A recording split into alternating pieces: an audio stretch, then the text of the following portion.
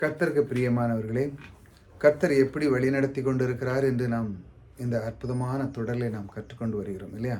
கர்த்தர் எப்படி வழிநடத்துகிறார்? அவர் நமக்கு வார்த்தை தந்து அந்த உள்ளத்திலே நம்ம எப்படி அதை விதைத்து அதை எப்படி வழிநடத்துகிறார்? அதில் வழிநடத்தல் மூலமாக நம்முடைய நாவிலிருந்து எப்படி வார்த்தை வருகிறது என்று தான் நாம் கற்றுக்கொண்டு வருகிறோம். பாருங்கள், இந்த வாரத்தில் பாருங்கள், நித்திய ஜீவன் தருகிறார்.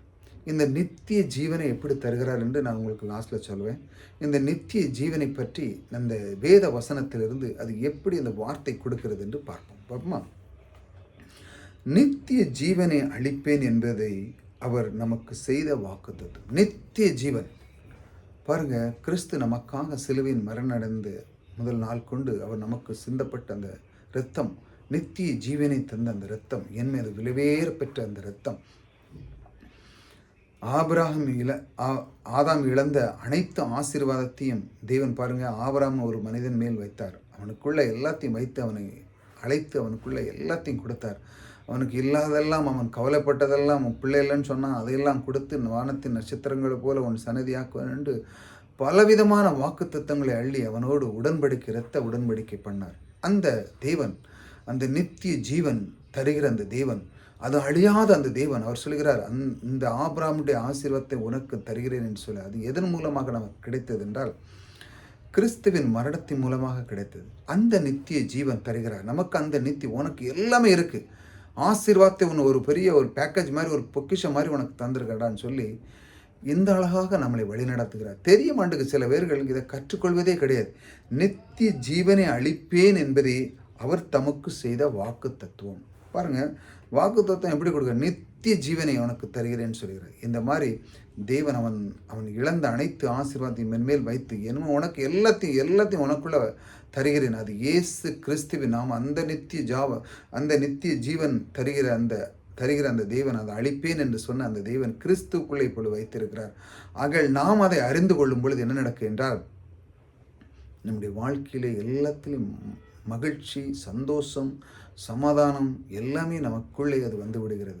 நாம் அறியாதனால தான் அங்கங்கே ஓடிடுறோம். இது நமக்குள்ளேவே தேவன் கிறிஸ்துக்குள்ளே வச்சிருக்கிற ஒரு பொக்கிஷம். பாருங்கள், இப்போ ஒரு பெட்டி இருக்குது, அந்த பெட்டிக்குள்ளே ஒரு பொக்கிஷம் இருக்குன்னா, பெட்டிக்கு வெளியே தேடி பிரயோஜனம் இல்லை, பெட்டிக்கு உள்ளே தான் இருக்குது பொக்கிஷம்.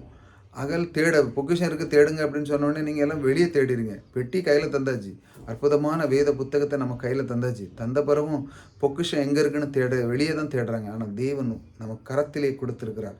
எவன் ஒருவன் தேடுகிறானோ அதை கண்டடைகிறான். அதான் தேடுங்கள் அப்பொழுது உங்களுக்கு கிடைக்கப்படும் என்று சொன்ன அந்த தேவன், அவர் வாக்கு மாறாதவர், சொல்லியிருக்கிறார் தேடு என்று சொல்லி. இப்படி பலவிதமான வாக்கு தத்துவங்களை கொடுத்த அந்த தேவன் நமக்குள்ளே இருக்கிறார். நித்திய ஜீவனை அளிக்கிற தேவன், அவர் நித்திய ஜீவனை தருகிற நமக்குள்ளே தந்து நம்முடைய வாழ்க்கையை பிரகாச பண்ணுகிறார். ஆகல் அவர் தந்த வாக்குத்தத்தம் நம்முடைய உள்ளத்தில் இருக்க வேண்டும் என்று அவர் உங்களை வழிநடத்துகிறார். இதிலிருந்து நான் சொல்ல வருகிறது என்ன, நித்திய ஜீவனை தருகிறவர். அவர் உங்களுடைய வாழ்க்கை திறனை மாற்ற விரும்புகிறார். நித்திய ஜீவனை அளிப்பேன் என்பதே அவர் நமக்கு செய்த வாக்குத்தத்தம். நமக்கு அவருக்கு ஒரு வாக்குத்தத்தம் உங்களுக்கு பண்ணியிருக்கிறார். உங்களுக்கு நித்திய ஜீவன், உங்களுக்கு ஒரு நாளும் எல்லாத்திலையும் குறைவில்லாத ஒரு வாழ்க்கை தருவேன் என்று வாக்கு கொடுக்கிறார். நீங்கள் அதை ரிசீவ் பண்ணி, அம்மா எனக்கு என் கர்த்தர் எனக்குள்ளே இருக்கிற என்னுடைய வாழ்க்கை எல்லா திறனையும் எல்லாத்தையும் மாற்றி என்னை ஒரு பெரிய ஆபிரகாமை எப்படி அழைத்த அந்த தேவன் அவனுக்கு எல்லாத்தையும் கொடுத்து ஆசீர்வாதத்தின் மேல் ஆசீர்வாதத்தை கொடுத்து அந்த விசுவாசத்தின் தகப்பன் என்று அழைக்கக்கூடிய ஏகப்பட்ட விஷயங்களை அவனுக்கு கொடுத்தது போல எனக்கும் தருகிற அந்த தேவன் எனக்குள்ளே இருக்கிறார்.